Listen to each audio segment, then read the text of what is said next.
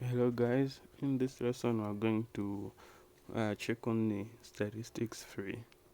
So mu lesson iyi tionapo zinthu zingapo komano kuphatikizira pa zomwe tione timanga device zambuyo pa mean, median komanso mode. Nde tiona amene tingasovele mean deviation komanso some reminder on how to work with range komanso mode maso mean. Nde choyamba tiona za mean, mode komanso median.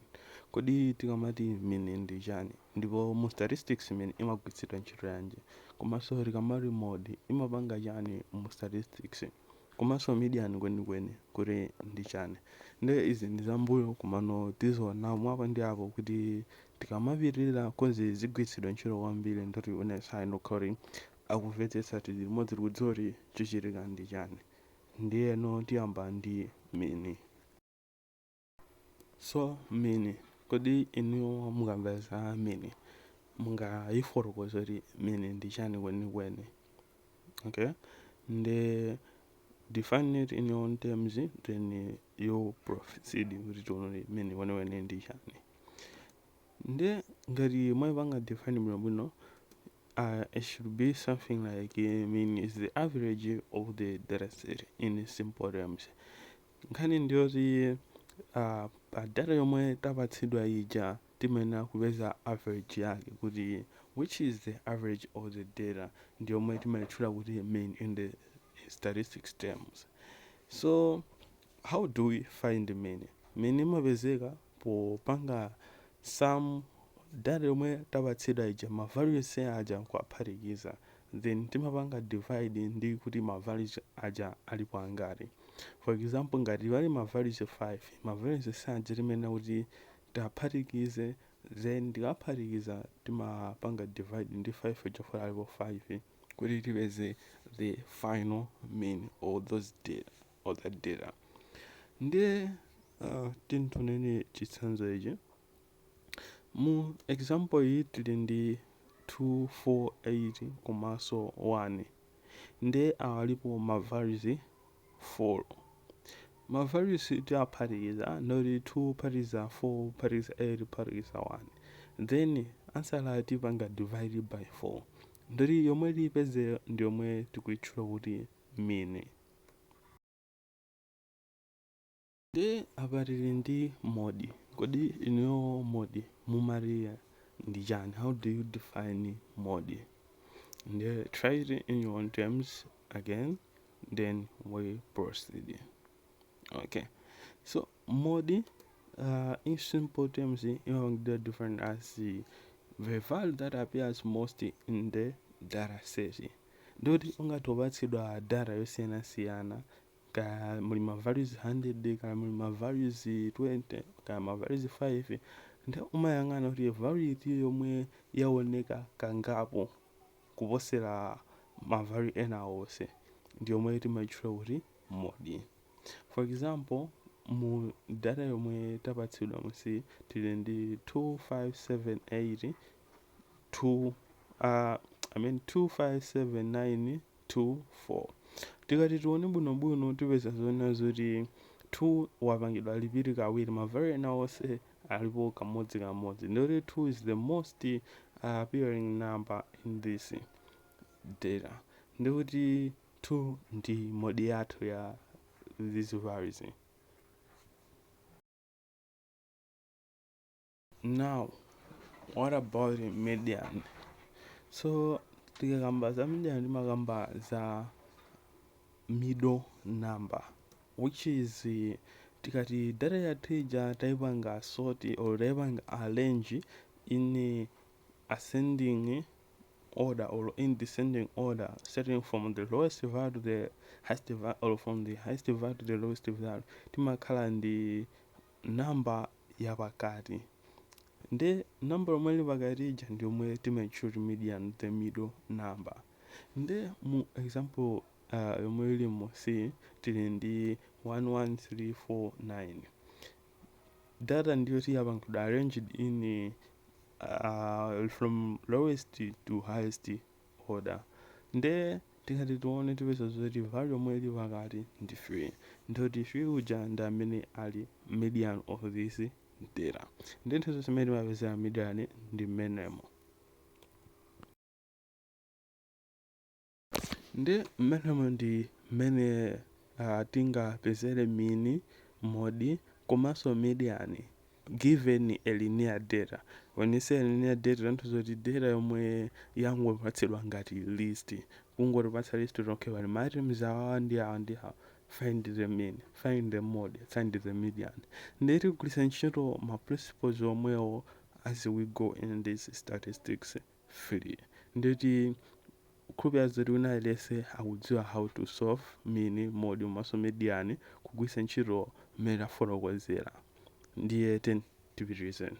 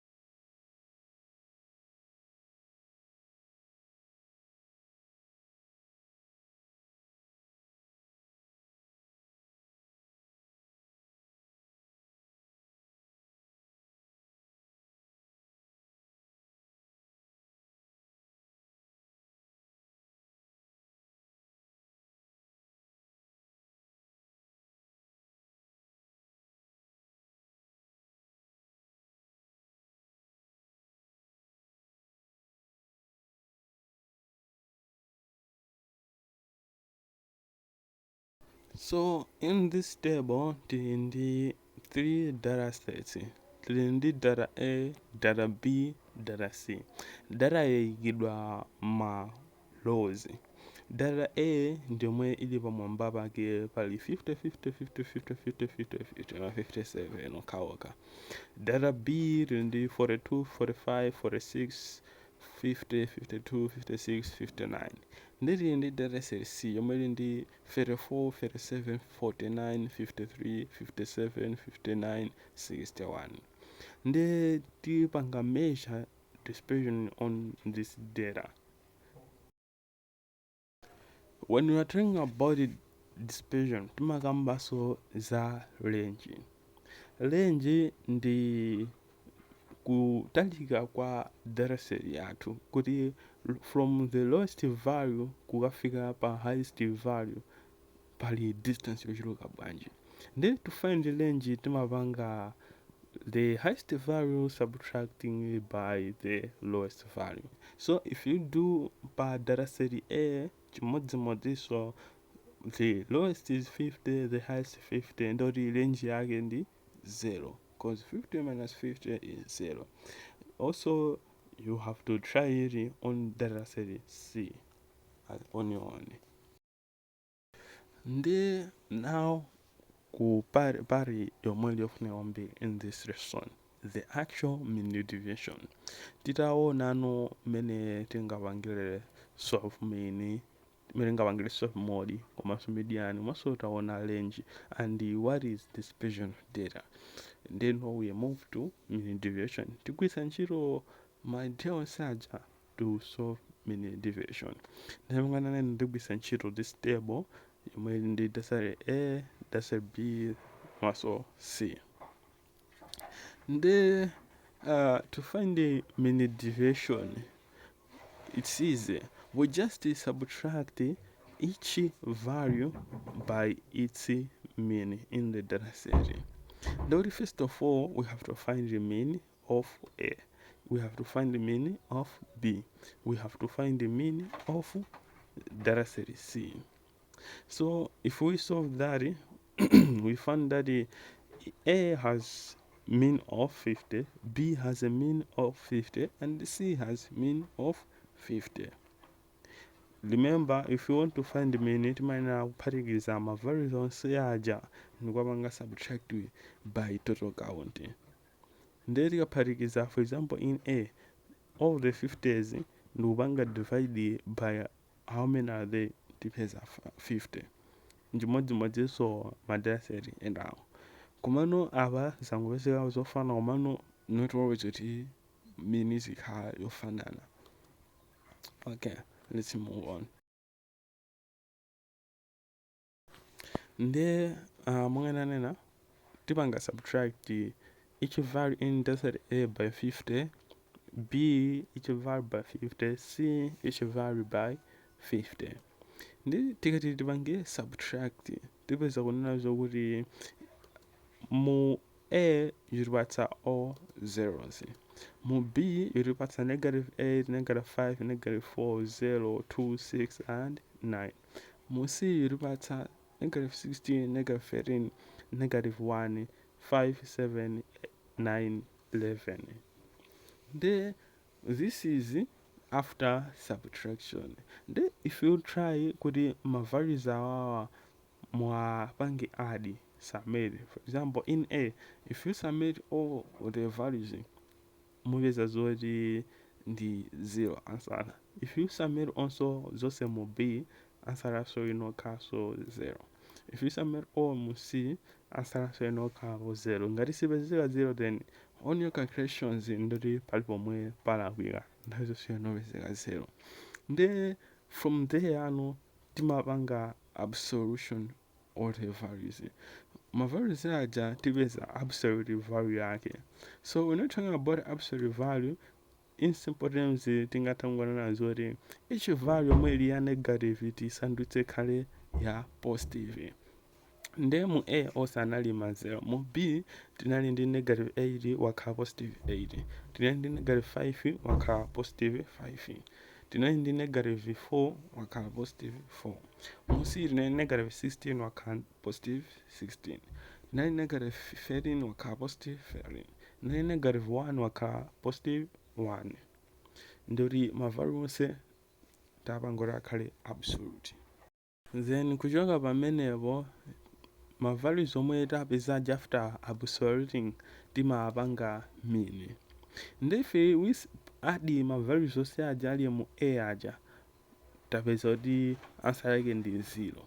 Nde to find the mean tipanga 0 divide by 7. Mu B onse tikaphatiriza tupeza 34.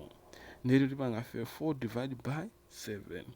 Mu C onse tikaphatiriza tupeza 60. Then tipanga divide by 7. Nde from there ndomwe tikupeza our results as the mean. Nde mu A tikupeza kuti ndi 0. Mu B tikupeza 4.857 to 4 significant figure. Mu C tikupeza 8.571 to 4 significant figure. Nde apo tapeza mean deviation of the given data. Finally, here is the formula for finding mean deviation. The formula is the summation of absolute values of x minus x bar divided by summation of frequency. The modern thousand would first of all x we mirror each value in the data set. When x bar we mirror the mean of the data set. Ndezima bars zili kumanja maswanzile we mirror absolution of the value. We are absoluting the value. Pamene chisimbo chioneka E is for summation.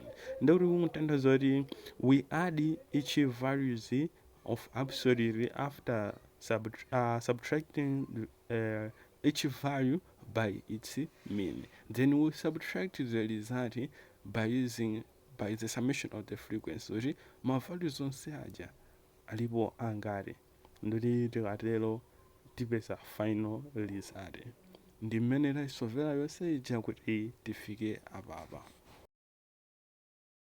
Ndora apo ndi pamapeto pa lesson iyi. Next we are going to look at standard deviation. Ndori we are still on statistics.